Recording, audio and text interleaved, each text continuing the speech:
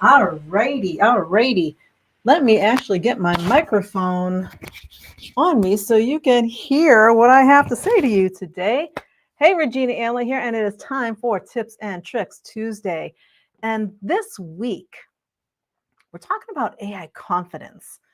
And some people have asked me, what does that actually mean? It means being confident enough to actually use AI because there are still so many people out there that I've been chatting with that some of them say they're scared of AI. Some of them just say AI is evil.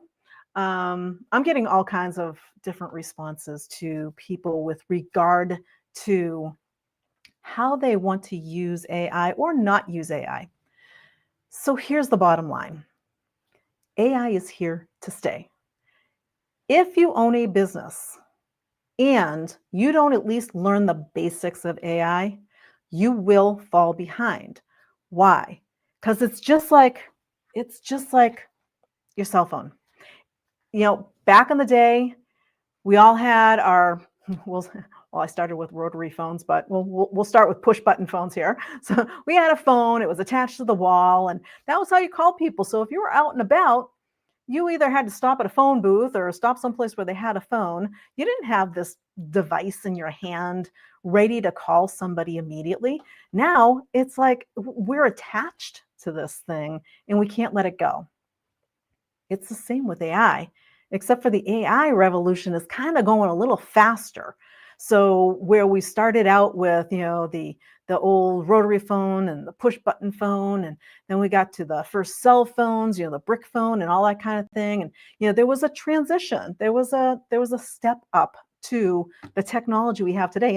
And honestly, my phone's like 4 years old, so the technology is way better than this for phones right now. AI is doing the same thing, it's just doing it faster. So if you didn't adapt and didn't get a phone, what happened? There's so many people out there right now that, if you don't have a phone, or maybe you left it at home, or you left it at work, or left it in the car, and all of a sudden you're like, oh my gosh, where's my phone? AI is the same. If you don't know the basics of it and start using it in your business, those who are using it are going to start flying by you. So AI confidence is all about learning how to adapt with it. When you got your first cell phone, do you remember when you got your first cell phone? When you first got your very first one, maybe it was a flip phone or something like that. I know my first phone was a Nextel phone. It was one of the ones that had the walkie-talkie thing on it too, because I was working in tech and we used the walkie-talkie feature all the time. So it was a different kind of phone, but it was a decent sized phone. It was heavy and we carried it around, and we could make calls, we could walkie-talkie each other, and it was really kind of cool. As a tech person, I adapted really quick. The people who weren't really techie, they were scared of it. They didn't want to use it. They were like, what is this? It's going to go away soon, so we're not even going to bother trying to learn how to do this. That's what's happening with AI. Same thing. So people are looking at it thinking, well, do I really need to learn this? Is it really going to stay? Yes, it is.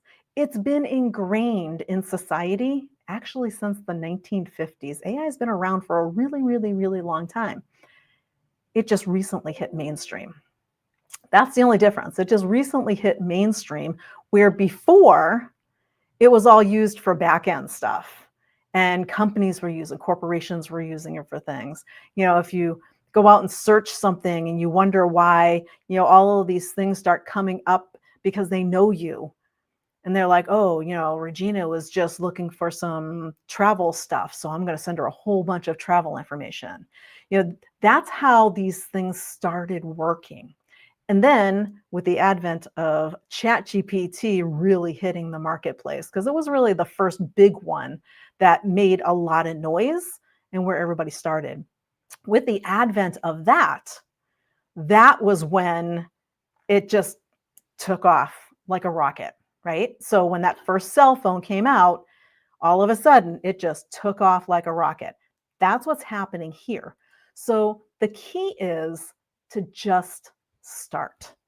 So, building your AI confidence, understanding that change is good, but also understanding that you do need to know something about it. If you've been out on social media at all, you've probably seen a ton of fake images, AI images. If you watch reels at all, oh my goodness, there are so many AI generated reels that some of them look really real, and they're not. They're 100% AI generated. So there's some people who are way crossing the line on how to ethically use AI technology. Those people who are posting those videos on reels that look very they look very real, but they're not, and they're not disclosing that it was created with AI. That's a problem.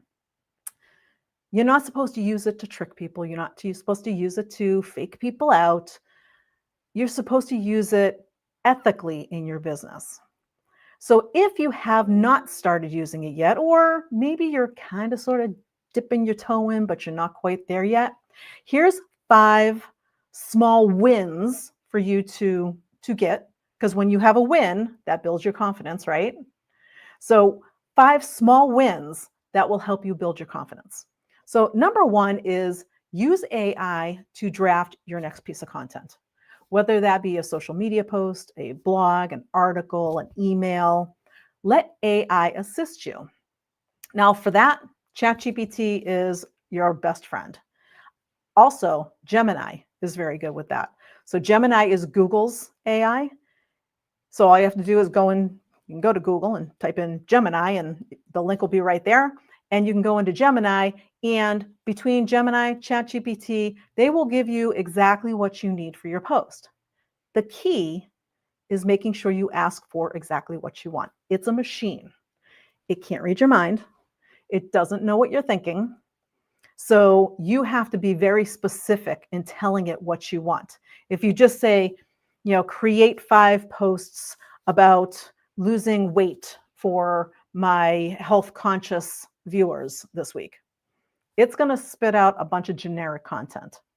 But if you get very specific about what it is and say, create 5 posts, here's the topic, here's the theme, here's what the audience is looking for, here's their pain points, here's what we're trying to resolve. They should be value-based, include bullet points, whatever it is that you're looking to put out there, the more specific you can be, the better the response. So use AI, that's number 1. And once you start doing that, that will start building your confidence. The next thing is, if you have a website or even a lead magnet, ask AI to rewrite your headline on your website.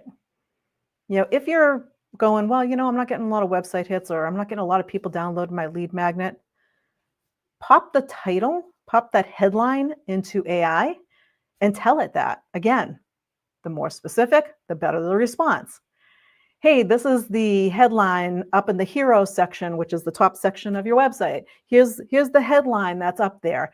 And, it's good, but I'm wondering if it can be better.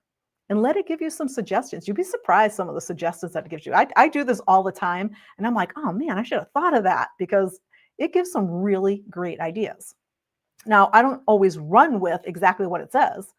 I might go in and go, okay, well, I kind of like that, but I'm going to word it a little bit differently and then put it that way. So you're still the human behind it. So if you're scared that it's AI and you're losing the human touch, remember, you're the one in control. So whatever it is that you have AI do for you, remember, it's up to you to guide and put your human touch into it. So that was number 2, rephrase one of your headlines and see what it does. Then the next one, number 3, is let AI summarize client notes for you. So say you're meeting with a client on Zoom.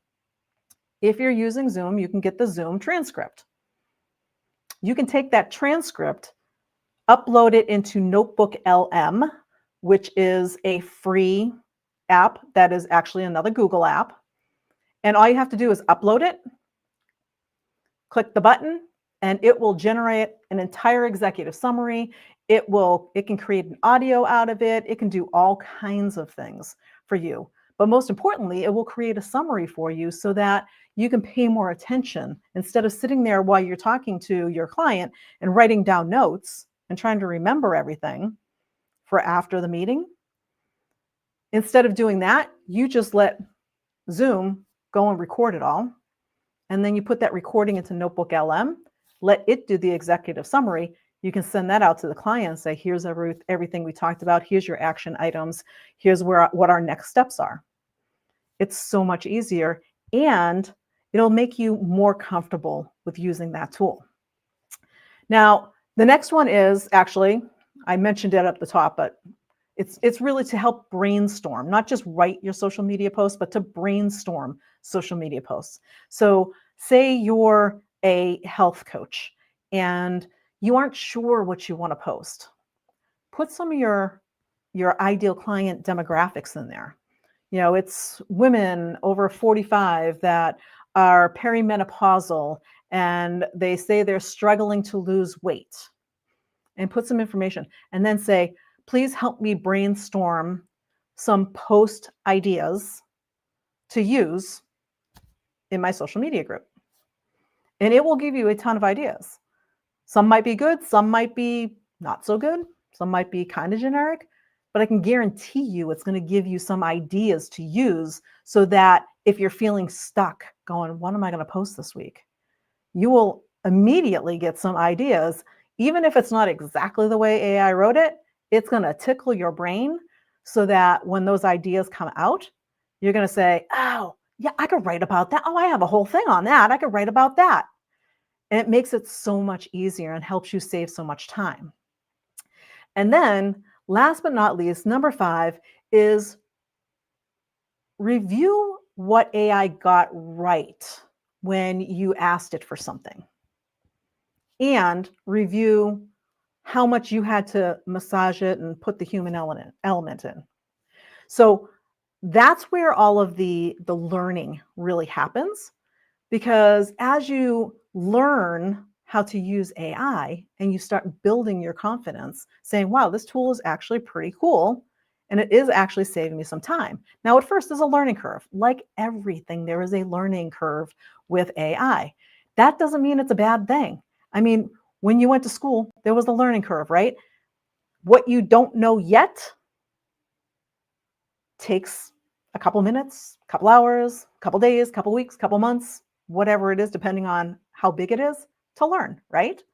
So give yourself some grace and learning time to actually start going, oh, okay, I put these prompts in and, it gave me some stuff and gave me some great ideas, but then I had to really write the whole thing or rewrite the whole thing because wasn't in my voice, didn't sound like me, didn't have the words I use. It was way generic. It didn't stand out. And, as you're learning that stuff, then you go, okay, well, you know what? Next time I put that prompt in, I'm going to give it a little bit more detail and tell it what it left out on the last one so that now it can fill that in and it'll get closer and closer and closer. And you'll learn more how to get AI to give you exactly what you're looking for. Now, you still have to add your element in, your human element, but those 5 tips will help you build that, that AI confidence muscle so that even if you're still on the fence or you're a little skittish about AI, it'll get you moving and get you back on track with everybody else who's incorporating AI into their business. So that's what I've got for you this week. We'll see you next time on Tips and Tricks Tuesday. Bye for now.